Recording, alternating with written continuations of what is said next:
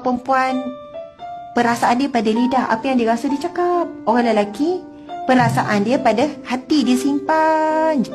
Sampai bengkak, sampai teruk dia keluarkan kan.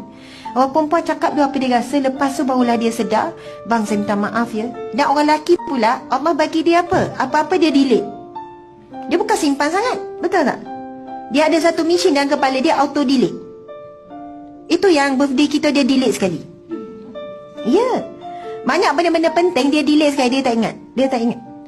Sebenarnya benda tu adalah saling melengkapi tu. Sebab itu kita ni perempuan dan lelaki makhluk asing kan.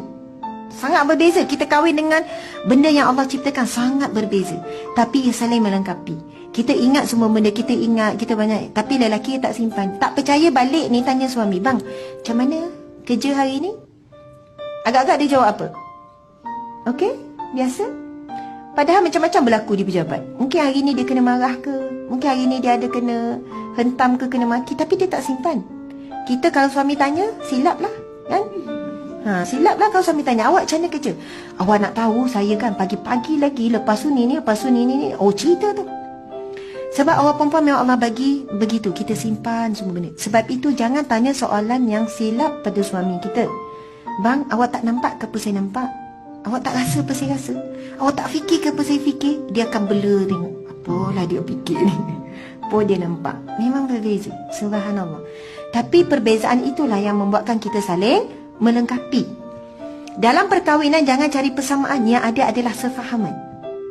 Bahkan dia lupa birthday kita itu akan menimbulkan sefahaman. Dah faham suami kita memang tak ingat sangat benda tu, ingatkan sajalah, itu sefahaman.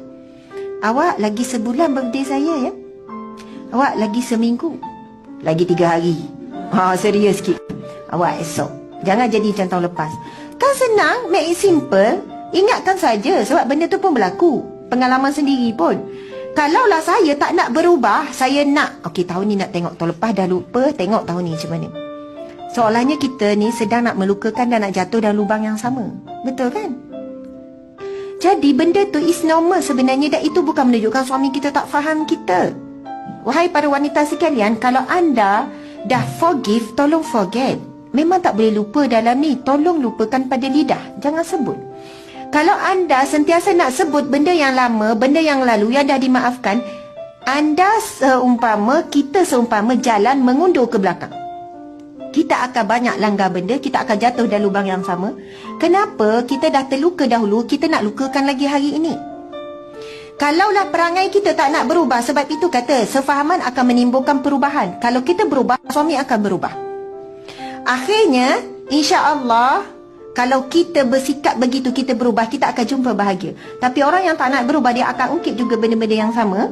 Bersedialah menderita seumur hidup.